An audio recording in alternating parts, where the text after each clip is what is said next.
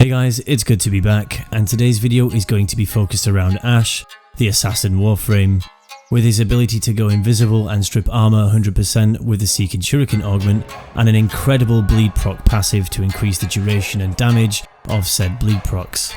It's going to be a lot of fun, and if you are a new viewer, just remember that these build videos are focused around weapon and Warframe synergies with all that other endgame loot in between. So with that being said, this is my build that I like to call the Shinobi Ash.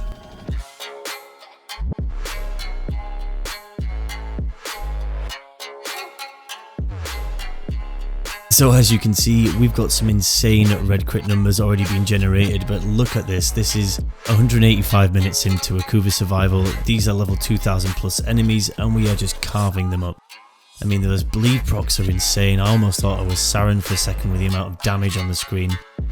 You really can hold your own, and you're going to see in a second we're going to be using Rolling Guard to get some iframes as our invisibility ends. This just means that we have a rotation that we have to pay close attention to in endurance runs, but it is really useful.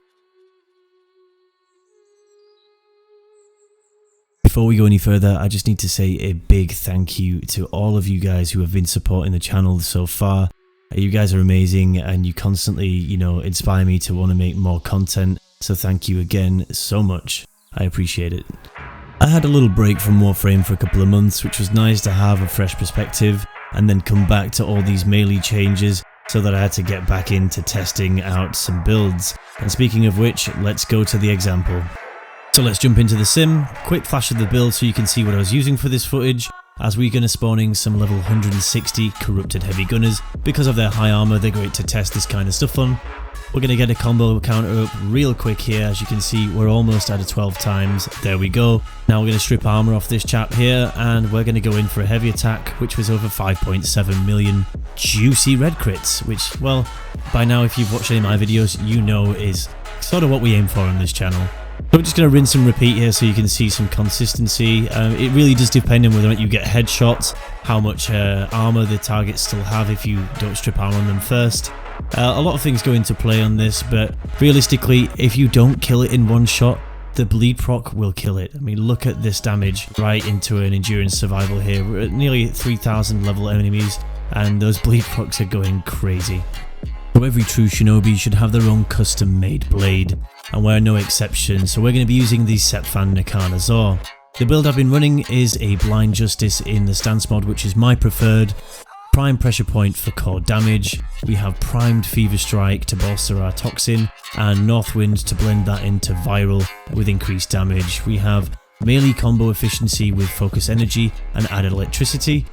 Blood Rush, of course, for juicy red crits on added combo multiplier, with Drifting Contact to gain additional combo duration and a little bit of status chance as well thrown in. We have Berserker for attack speed and Primed Reach so we can hit more enemies on the map. Also, Exodia Brave is going to be really important to keep our Seek and Shurikens going, with heavy attacks giving us energy regen, which stacks up to 3 times. It's really useful. So as for Rivens, I do have one with combo duration, crit chance and crit damage, but if I'm being honest, I didn't see too much higher of a stat return, and well, it just helped replace Drifting Contact with this, higher crit chance, crit damage roll. It was okay, but honestly, I think I'm going to hold out for a base damage and combo efficiency roll.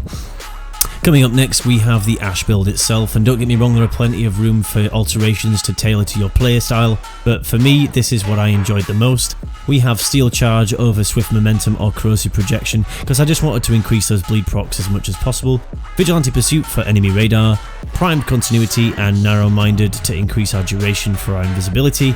Seek and Shuriken is highly important for this build so we can strip armor with the help of Umbral Vitality and Intensify to gain over the power cap that we need to get the 100% armor strip. We have Primed Flow for our energy pool, we have Natural Talent so we can keep spamming those shurikens as well when needed, and Rolling Guard, which for me is a must for Ash, so that we can have those iframes during the time that our invisibility is down, so that we can recoup, recast and go back into the shadows. Coming up next, something that shouldn't be overlooked are the Operator Archeins. I've chosen Anomaly and Lockdown for this, as they offer great CC and ability to be able to pull enemies in across the map is insane, so that you can wind them up for one big heavy attack such as this. As for the focus school itself, we're running Xenarix so that we can gain the inner might perk for our heavy attack efficiency, and as standard we're running energizing dash and energy pulse, of course, as a must have. I've taken off void static and void singularity because I was encountering what I think is a bug. When you're pulling enemies towards you in high endurance runs, I was still getting sucker punched from stealth. I took these off and it seemed to fix it for me, so just forewarning on that one. I do still think we are only scratching the surface on these builds, however, and by all means tailor these builds to your needs. You know, do you want swift momentum instead of steel charge? And then you can maybe take off drifting contact and put on something like killing blow or amalgam organ shatter. These all work and the numbers vary only slightly. I just had better results with what I've shown you, so just keep that all in mind. So it's time to start wrapping up the video now with some gameplay, and I'll discuss some, helpful tips on playstyle, and then we'll move on to an outro with the fashion guide there, because I know you guys were highly requesting it. I got you this time, don't worry.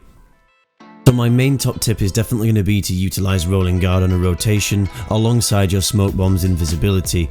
What this means is, as you get to about 1 second duration left on your smoke bomb, you want to be doing a roll to activate rolling guard, so you have a brief moment of invincibility to recast that smoke bomb and get back into cover essentially. Tip number 2 is definitely that Seeking Shuriken, or the Shuriken ability in general, has a punch through that can go through some walls, and this is actually more useful than you think, especially on Hydron. Give it a try. You can just spam shurikens through walls, it's great.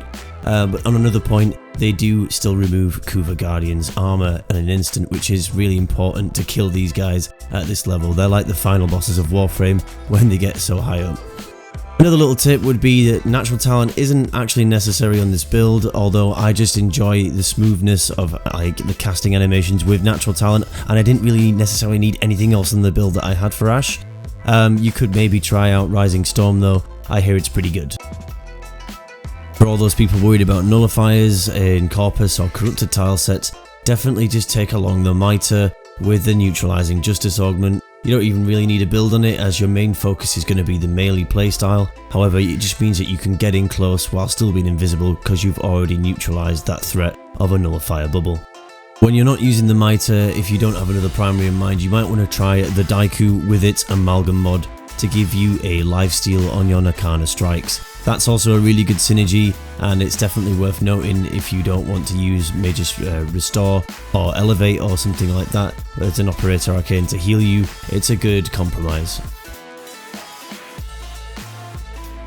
Lastly, we have the fashion frame, which I'll leave for the duration of the video now, with some tasty screenshots at the end. Now I just want to say a big thank you to Killer and Valen, who were in the survival with me for some of the footage. Big thanks to you guys, man. It was a real fun run. We had no corrosive projection and we kicked ass, so yeah, good on us, eh? And guys, if you haven't already, I'll leave a link down in the description for the Relentless Discord. Come join us and say hi, and I do post a lot of the artwork from the videos into the artwork tab in that Discord, so I know some people were requesting that. They are all in there, so go and check it out. I think we've about covered most things I wanted to talk about in this video, so I'm going to leave this footage playing now. Like and subscribe if you like what you see, and comment down below and tell me what you think, if there's any suggestions you have for the channel, builds, anything. I'd love to hear from you. So yeah, thanks again guys, ciao for now.